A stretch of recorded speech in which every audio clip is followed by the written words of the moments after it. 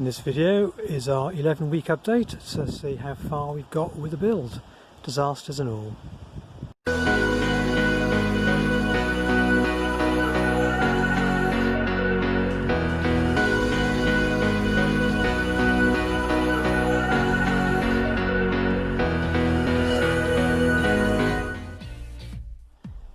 Okay, and here is our 11-week update of our build.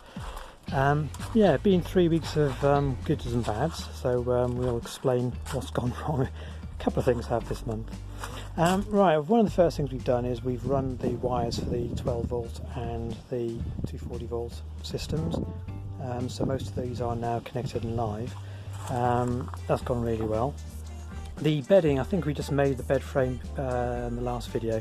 We've actually completely changed how we're doing it. So we're going to cover the bedding carpet later. We changed the hinge mechanism here so the cushion will sit vertical when we want to access the bedding underneath. And here's the bedding frame. We will go through the bed on a separate video.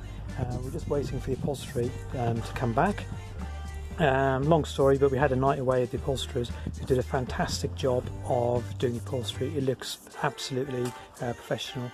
The problem was they had the cushion a few centimetres away from the back wall accidentally, which meant when we shoved everything up we had a gap here, which wasn't acceptable, so we've had to post them back. We're expecting those back any day. But that said, they're handling it well and looking forward to that. The sliding door we pretty much finished, so we've got the upholstery behind the window frame in, and the same upholstery at the bottom. We thought that might be a bit too much with the upholstery here, the same fabric, but actually it looks okay, so a bit of relief. We'll come back to the kitchen. We obviously had the night away, so we've connected up the water, so we've now got running water. We've changed the air inlet valve to blow the water out because the copper one I just couldn't get working and couldn't get an adapter to fit.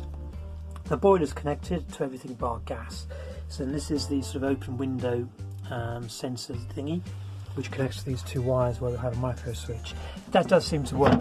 We short those wires out and the boiler gas solenoid will click open, but break them and it won't, so I'm happy that we can have that flue under this window once I fit the solenoid. We've run the wires, and this is the sort of main control panel. We've got a NASA BM1 battery monitor with a 100 amp shunt, so this will look after the starter battery and the engine battery. Solar controller, so MT50 is just the display. The controller will be at the back with an on-off switch for the panels, main master switch for all our everything up here, and the main fuse box. So we've basically got things split. Green is USB, white is light, blue is water, you know, get the idea. And we've split off, as you can see, USB and 12 volts and light. So splitting off into two separate halves of the van. So it means we can use lower rated fuses, and it also means if anything goes wrong on the circuit, we still have half the van functioning, which is useful if you go away. We've actually got the diesel heater working. Yeah, brilliant. Glad we got that. We did have a blockage in the fuel line due to some shrapnel in the diesel tank, but we fixed that. We've got the bathroom, so let's just turn the lights on. So this is how it's going to be. This is the floor. Again, it's just temporary for now. So we're going to have a little lip, and the water drain will be down here somewhere. This is all going to be lined with plastic. Got to build the back wall and finish off over the wheel arch and the rest of it. Gas locker is going to go in the back, so we need to build this wall to put the gas locker in before we can run gas pipes. So the kitchen, this is version 2. I'll explain version 1 in a minute. But basically this is our smev 9722 sink with hot and cold running water here and 2-ring gas burner.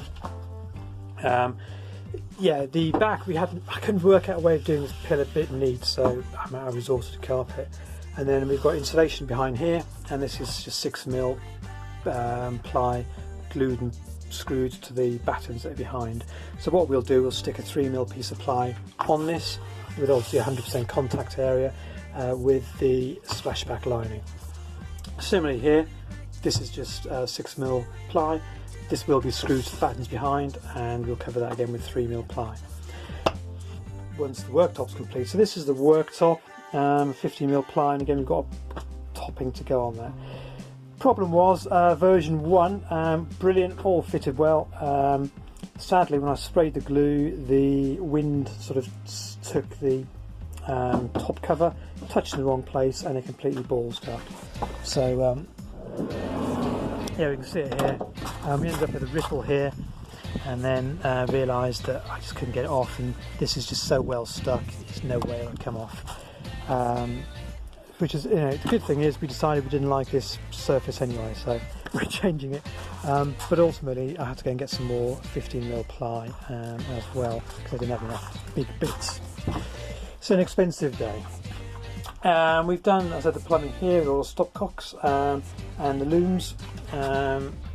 This is the sort of back of the wardrobe. So this is how we're going to finish off inside the cupboards, just ply carpet lined. This is the sort of second control panel area. So this is just turned on and off by the water switch, and this gives us the usual water and waste level, boiler on and off. This is pump and dump. So number 1 does pump, number 2 opens up a waste valve underneath, and then the Truma controls.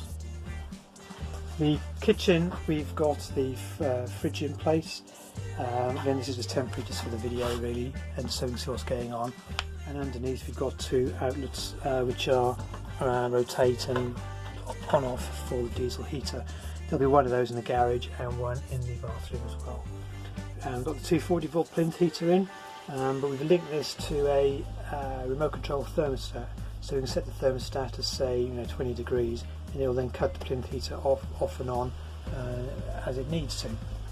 So we've got this in situ, so we can actually look through here and see what we need to do and how I'm going to box it all in.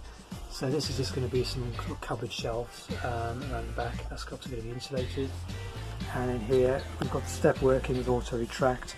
And again, we're just going to build in some shelves and a couple of drawers in here. So that's pretty much that. In the back we've got obviously that's where the Lucas comes out. And this is our water feed. And that's going to be a sort of external dog shower. Of course we will have a full shower and wet room in there, but all well and good. This is the back. This is the diesel fuel tank, and what we've got is just strapped in on a brace. We've got a quick release system, so you just press this button and take the tank out to fill. We've opted to have a separate tank so we can run it on kerosene if we desire, which burns a bit cleaner. Then inside there's the diesel tank. We've got upgraded the air filter. The fuel filter, so it's a reusable one, but we can steel, so it's not going to come apart, and the fuel pump on a couple of bits of foam, so it should hopefully keep it, so that keep the clicks down. And there's the back of the fridge, just ready for connection, and then obviously we're going to connect through into the control panel here for isolated switches and power points and that sort of stuff to be done. There's the back of the control panel, and again that's all going to get boxed in. Anyway, that's the van. I lose track, I think that's 11 weeks in. Yeah, fatigue's setting in a bit because we don't seem to be getting closer to using it, but hopefully soon we will, and hopefully soon we won't be able to just jump through the bathroom wall, and we will have a working kitchen. Yeah, other jobs, clearly we've not done anything with the ceiling, we haven't done anything with the overhead cupboards. We're still missing a skylight there and a skylight there, overhead cupboards, insulation, lighting board, you name it, anything high is doing. Obviously solar panels, roof rack and the rest of it. So probably another 3 months, 2.5 months to go. Yeah, so hopefully finish by Christmas. Any questions? Give us a shout. Bye.